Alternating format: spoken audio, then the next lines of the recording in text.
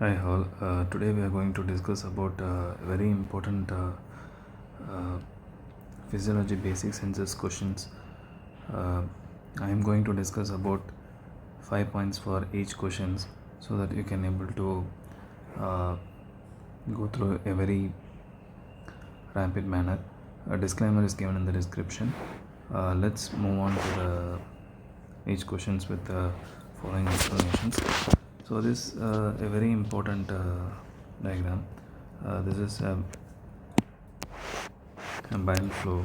So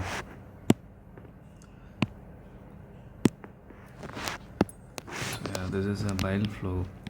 As we know how the bile is prepared.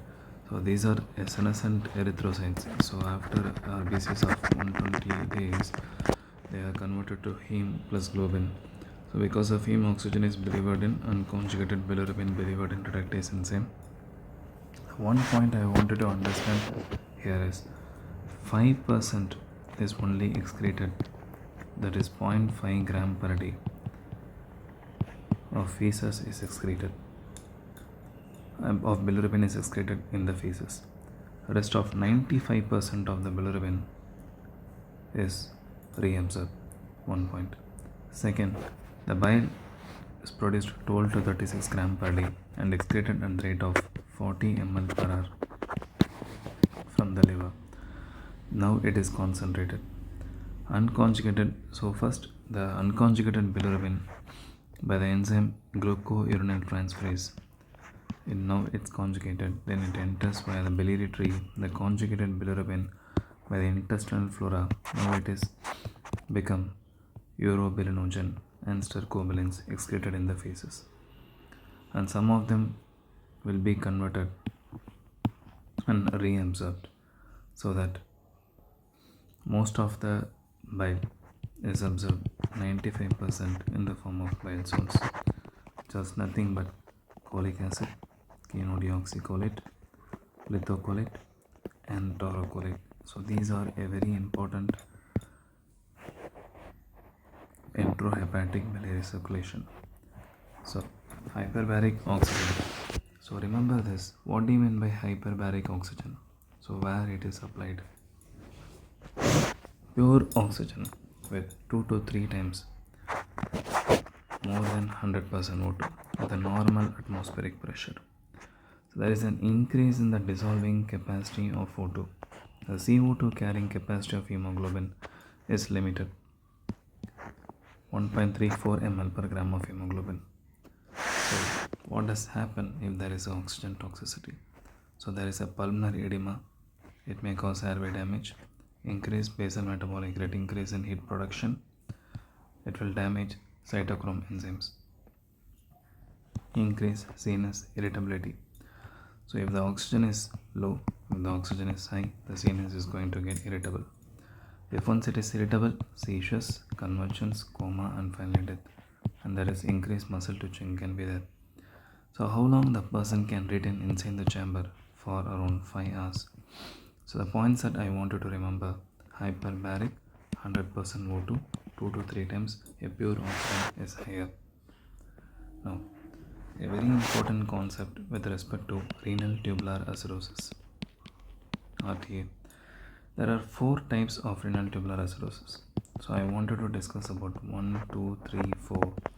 So the first important is 1 is distal, 2 is proximal, and 4 is mainly because of this hyperkalemic renal tubular acidosis. The first point is impaired aldosterone production. So if there is an impaired aldosterone production, sodium reabsorption is lost. Thereby potassium excretion is impaired. So thereby decrease in sodium, increase in potassium. So hyperkalemia occurs in renal tubular acidosis type 4. So aldosterone has a direct effect on this hydrogen potassium ATPase pump, responsible for hydrogen secretion acidosis result. Aldosterone acts on this pump, which is nothing but sodium to get reabsorbed, potassium to get excreted, as well as hydrogen to get excreted. So that's how hydrogen potassium ATPase pump works. So a very important phenomenon is it will prevent acidosis. It will prevent hyperkalemia. But if there is aldosterone production is impaired, aldosterone if impaired, acidosis results. Aldosterone is a potent stimulus for potassium secretion in the collecting tubule. So renal tubular acidosis acts in the collecting tubule. The one point is, so we are having this loop of Henle, and this is a distal convoluted tubule, and this is the collecting duct. So we know aldosterone acts at this site, and this is type 4 renal tubular acidosis. So loss of aldosterone will result in hyperkalemia. Proximal renal tubular acidosis. Keep two things in mind. Proximal renal tubular acidosis. So there is acidosis. So how? It happens because of bicarbonate loss. So where it is happen? Proximal. There is a proximal tubule. First point. And very important is this one. The drugs like carbonic anhydrase inhibitors, type 1 glycogen storage disease, Wilson disease. Keep these two things in mind. Wilson, Von Gogh, and carbonic anhydrase inhibitors. They are associated with type 2 renal tubular acidosis. So it is syndromic. So whenever if there is a patient is having acidosis, we have to correct. And very important is Fanconi syndrome. Fanconi syndrome, the one point I want you to remember is proteinuria, glycosuria, acidosis, hypokalemia. This is a very important phenomenon. So treatment aspect, I want you to remember alkaline therapy, potassium citrate, soda bicarb infusion. That's it. Distal renal tubular acidosis. So name itself tells distal. So where does it act? Distal tubules. So once again, failure to acidify urine. We know ammonia, the hydrogen is excreted in this form, either H plus NH3 to form ammonium. So thereby impaired NH4 secretion. So the one important thing we have to remember, SLE, amphotericin injection, and lithium. These causes distal renal tubular acidosis. To remember, I am saying these three important things, and very important is stone disease.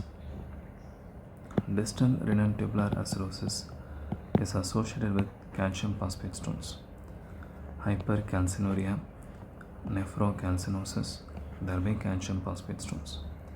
So treatment, we have to avoid the stones, we have to correct acidosis, we have to prevent urea splitting organisms.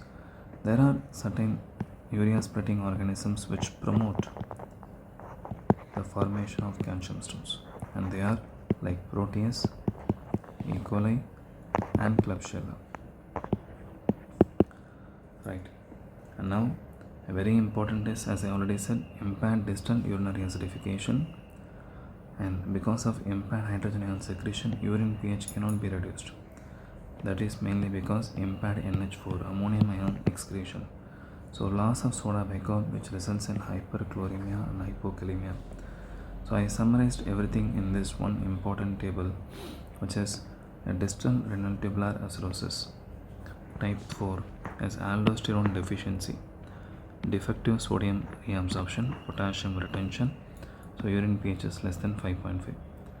So we know all acidosis is hypokalemic. We know that hypokalemic alkalosis, hyperkalemic acidosis, right? So here there is aldosterone deficiency, hyperkalemic acidosis, and type 4 proximal renal tubular acidosis, proximal convoluted tubule, impaired bicarb secretion, hypokalemia, and urine pH is less than 5.5. Distal acidification is intact. The proximal is affected. Wilson, Von Gogh. Type 1 distal convoluted tubule, impaired secretion of hydrogen ions, and there is association of renal stones, which is, as already said, calcium phosphate stones, and the urea splitting organisms are very important in this. So we know that Type 3 is only one where the enzyme deficiency carbonic anhydrase type 2. So it is combination of type 1 plus type 2. The one important thing is osteopetrosis. It's like your bone is very hard, like a marble skull. Okay, there is mental retardation and cerebral calcification is present. So normal and gap metabolic acidosis. If it is positive, then it is distal. Positive gap, then it is distal tubular, and type 4. If it is negative, it is proximal. Symptoms: because of hypokalemia, there may be a flat T waves, there may be U waves are present, arrhythmias and muscle weakness are present. Soda bicarb infusion and treat all the other causes. So which was shown in this table: renal tubular acidosis, type 2 a proximal renal tubular acidosis, type 1 distal, type 4 hyperkalemic, and type 3 which is carbonic anhydrase inhibition. Moving on to next question, a very important question called as succus intricus.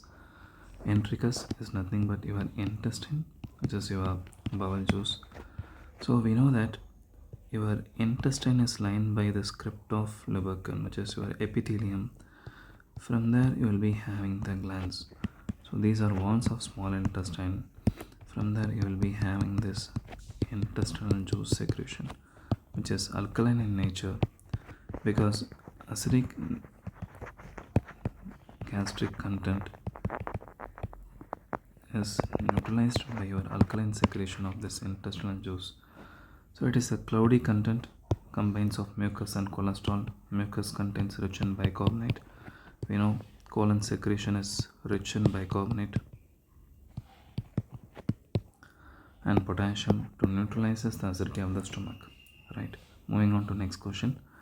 So a very important phenomena of pituitary hormones. See, hypothalamic hypophyseal tracts.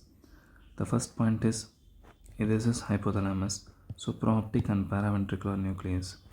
From there you will be having hypothalamic pituitary axis for posterior pituitary, and from here you are having the two hormones. One is oxytocin, this is neuroepiphysin. So we know that from this paraventricular nucleus of hypothalamus and supraoptic nucleus, here is oxytocin causes the contraction of myoepithelial cells, causing milk ejection. So milk ejection is by posterior pituitary, which is your oxytocin.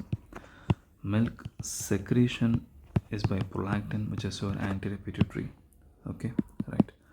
The first point is we have to know in the anterior pituitary hormones are growth hormone releasing hormone, growth hormone releasing peptide, growth hormone inhibitory, thyrotrophic releasing hormone, corticotrophic releasing hormone, gonadotropin releasing hormone, prolactin inhibiting hormone. All these hormones are secreted from the hypothalamus to the anterior pituitary. A very important point. Next, blood-brain barrier, a very important question they will ask you frequently. I want you to understand this one point. Capillaries and other organs have these fenestrations, right? And these fenestrations are absent. These are tight junctions. These are pericytes, endothelial cells, and foot process of astrocytes. I want you to remember blood-brain barrier in this. So what are all the functions of blood-brain barrier? See, by simple diffusion, O2, CO2, water, glucose, amino acid, electrolytes, they will dissolve. Bacteria, some antibiotics cannot pass through, even dopamine cannot pass through, and that's why we are treating with levodopa instead of dopamine, and bile pigments. However, since the barrier is not well developed in infants, this we know kernicterus in infants is mainly because of this poorly developed blood-brain barrier, right? So this is very important with respect to blood-brain barrier. And astrocytes envelop the vasculature, pericytes function as macrophages, and these fenestras are absent in capillary membrane. Endothelial cells fuses with each other by tight junctions. A very important phenomena. And now